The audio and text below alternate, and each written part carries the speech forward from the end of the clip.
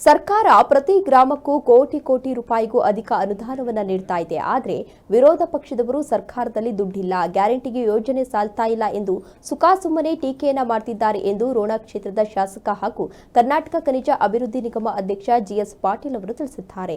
ಮುಂಡರಗಿ ತಾಲೂಕಿನ ಚಿಕ್ಕವಡ್ಡಟ್ಟಿ, ಗುಡ್ಡದ ಬುದಿಹಾಳ, ಮುರುಡಿತಾಂಡ, ಬಾಸಾಪುರ ಗ್ರಾಮಗಳಲ್ಲಿ ಸಿಸಿ ರಸ್ತೆ ಹಾಗೂ ವಿವಿಧ ಕಾಮಗಾರಿಗಳಿಗೆ ಭೂಮಿ ಪೂಜೆಯನ್ನು ಸಲ್ಲಿಸಿ ಅವರು ಮಾತನಾಡಿದರು.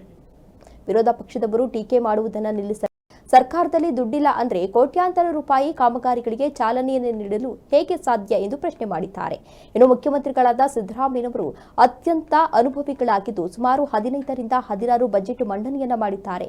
ಕೊಟ್ಟ ಮಾತಿನಂತೆ ನಡೆದುಕೊಳ್ತಾ ಇರುವಂತಹ ಸರ್ಕಾರ ನಮ್ಮದು. ಗ್ಯಾರಂಟಿ ಯೋಜನೆಗಳಿಂದ ಇದುವರೆಗೂ 1,12,00,000 ಕುಟುಂಬಗಳ ಆರ್ಥಿಕ ಪರಿಸ್ಥಿತಿ ಸುಧಾರಿಸಿದೆ ಎಂದು ಮಾಹಿತಿಯನ್ನು ನೀಡಿದ್ದಾರೆ.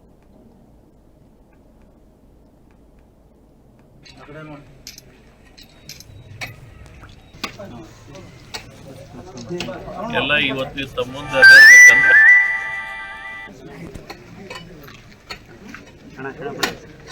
ನಾವು ಈ ರಾಜ್ಯದ ಜನ ನಮಗೆಲ್ಲ ಆಶೀರ್ವಾದ ಮಾಡಿದ ಮೇಲೆ ಏನು ನಮಗೆ ಮತ್ತೆ ಅಧಿಕಾರ ಕೊಟ್ಟರು, ಅಧಿಕಾರದಿಂದ ನಾವೇನು ಚುನಾವಣೆ ಸಂದರ್ಭದಲ್ಲಿ ಏನು ನಾವು ಭರವಸೆಗಳನ್ನು ಕೊಟ್ಟಿದ್ವಿ ನಮ್ಮ ಕಾರ್ಯಕರ್ತರ ಮುಖಾಂತರ ಮತದಾರರಿಗೆ ಅವ್ರು ಅಡ್ಡಾಡಿ ನಮ್ಮ ಪಕ್ಷಕ್ಕೆ ನೀವು ಮತ ಆಶೀರ್ವಾದ ಮಾಡಿರಿ, ಇವೆಲ್ಲ 5 ಕಾರ್ಯಕ್ರಮಗಳನ್ನು ನಾವು ಪಕ್ಷದವ್ರು ಕೊಡ್ತೀವಿ ಅನ್ನೋ ಭರವಸೆಯನ್ನು ನಮ್ಮ ಕಾರ್ಯಕರ್ತರು ಮುಖಂಡರು ಕೊಟ್ಟಿದ್ರು.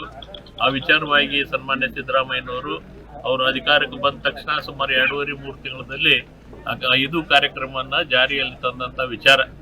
ಇವತ್ತು ಆ ವಿಚಾರವಾಗಿ ಇವತ್ತು ನಾ ಯಾಕೆ ಇವನ್ನೆಲ್ಲ ಹೇಳ್ಬೇಕಂತೀನಂದ್ರೆ, ಒಂದು ಕಡೆ ನಮ್ಮ ವಿರೋಧ ಪಕ್ಷದವರು ನಮಗೆ ಅಲ್ಲಿ ಗ್ಯಾರಂಟಿ ಯೋಜನೆಗಳನ್ನು ಮಾಡ್ತಾರೆ, ನಮಗೆ ಅಭಿವೃದ್ಧಿಗೆ ದುಡ್ಡು ಇಲ್ಲ ಅಂತ ಇವಾಗ ವಿರೋಧ